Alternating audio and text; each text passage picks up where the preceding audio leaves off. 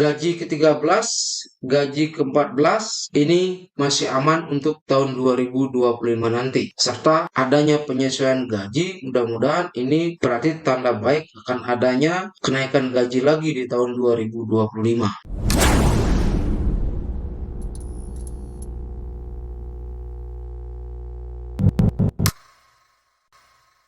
Undang-Undang Nomor 20 Tahun 2023 tentang ASN mengamanatkan dua substansi penting yang menjadi dasar bagi pemerintah untuk merancang desain reformasi pensiun bagi pegawai ASN. Pertama, pegawai pemerintah dengan perjanjian kerja atau P3K kini memiliki hak yang sama atas jaminan sosial sebagaimana halnya PNS.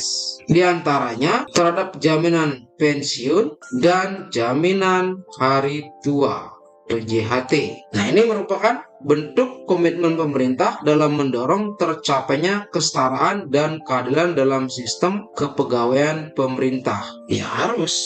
Karena apa? Kewajibannya sama, masa haknya dibedakan. Oke, lanjut. Ini tadi yang pertama. Yang kedua, Undang-Undang ASN juga secara tegas mengamanatkan pemberian jaminan pensiun dan jaminan hari tua untuk pegawai ASN merupakan bentuk perlindungan kesinambungan penghasilan hari tua sebagai hak dan sebagai penghargaan atas pengabdian. Ya, ini sudah amanat undang-undang. Pernyataan ini mempertegas bahwa perlindungan hari tua bagi ASN bukan saja sebagai bentuk perlindungan kepada ASN, tetapi juga sebagai hak dan penghargaan. Ingat, hak dan penghargaan atas pengabdian ASN.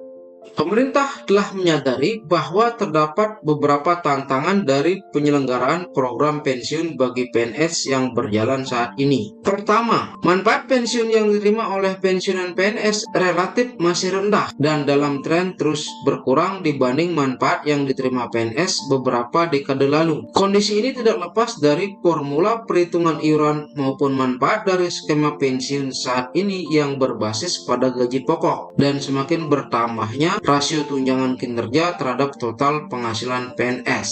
Nah, selain itu, terdapat kesenjangan tingkat replacement ratio antar jabatan di mana RR cenderung lebih rendah untuk tingkat jabatan yang lebih tinggi. Misalnya seperti ini, pensiunan pejabat eselon 1A hanya menerima manfaat pensiun kurang dari 10% dari penghasilan terakhir. Selain perlindungan hari tua yang kurang memadai, rendahnya RR juga ditengarai menjadi salah satu pendorong perilaku koruptif sebagaimana temuan KPK dalam kajian pada tahun 2018. Lebih lanjut, penyelenggaraan program pensiun saat ini yang mengikuti skema manfaat pasti dengan pembayaran pay as you go, di mana manfaat pensiun sepenuhnya menjadi beban APBN, berpotensi untuk terus meningkatkan risiko fiskal ke depan seiring dengan tren population aging. Beban ini diperkirakan akan terus meningkat. Nah, karena ada tantangan ini, maka pemerintah harus melakukan reformasi. Memperhatikan berbagai tantangan di atas, pemerintah menyadari bahwa reformasi program pensiun ASN merupakan satu kebijakan yang bersifat urgent untuk segera ditempuh. Nah, secara garis besar, arah reformasi program pensiun bagi pegawai ASN ke depan akan terbagi ke dalam dua kelompok besar, yaitu, nah ini nanti reformasinya, perubahan skema program untuk PNS existing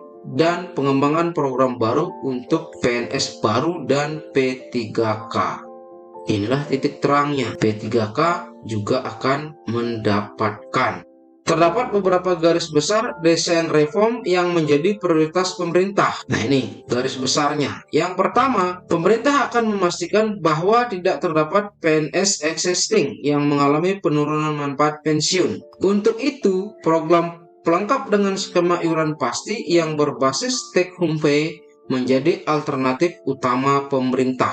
Ini menjadi alternatif utama. Kedua, program pensiun bagi PNS baru dan P3K akan diarahkan untuk mengikuti skema manfaat iuran pasti dengan formula iuran dan manfaat berbasis THP.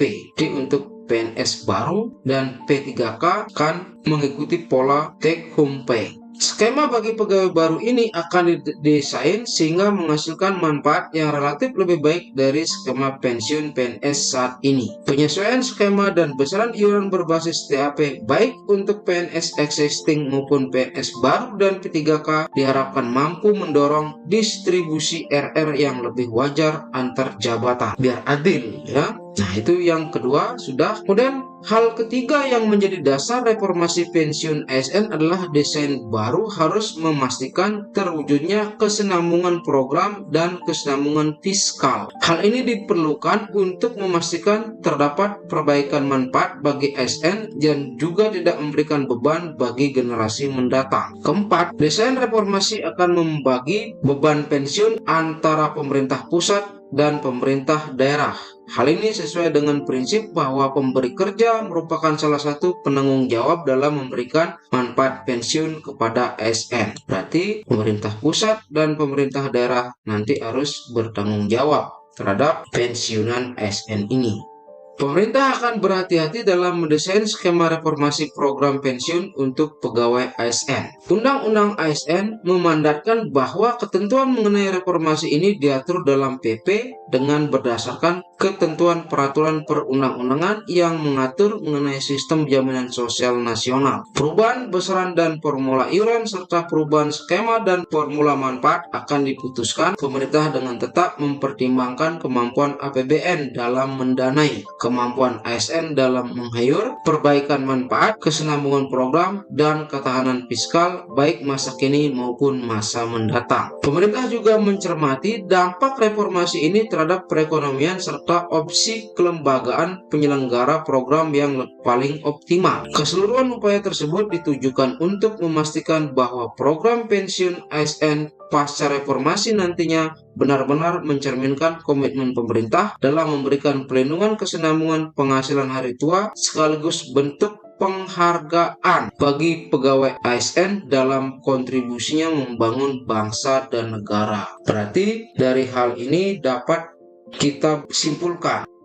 Yang pertama, gaji ke-13, gaji ke-14 ini masih aman untuk tahun 2025 nanti. Serta adanya penyesuaian gaji, mudah-mudahan ini berarti tanda baik akan adanya kenaikan gaji lagi di tahun 2025. Kemudian kesimpulan berikutnya, adanya reformasi pengelolaan pensiunan bagi PNS yang berlaku saat ini di tahun 2025 nanti akan direformasi sistemnya. Kemudian ini juga berlaku untuk ASN baru dan P3K. Berarti P3K akan mendapatkan juga di tahun 2025 nanti. Kemudian kesimpulan yang ketiga yang dapat kita tarik bahwa pemerintah ingin menekankan bahwa pemberian jaminan pensiun dan jaminan hari tua ini adalah bentuk penghargaan bagi pegawai ASN dalam kontribusinya membangun bangsa dan negara. Selain itu merupakan haknya, tapi ini juga menjadi bentuk penghargaan. Mudah-mudahan sistem pengelolaan penghasilan pegawai ASN ke depannya benar-benar diperhatikan oleh pemerintah agar pegawai ASN bisa bekerja dengan lebih baik. Sekian informasi ini, semoga bermanfaat.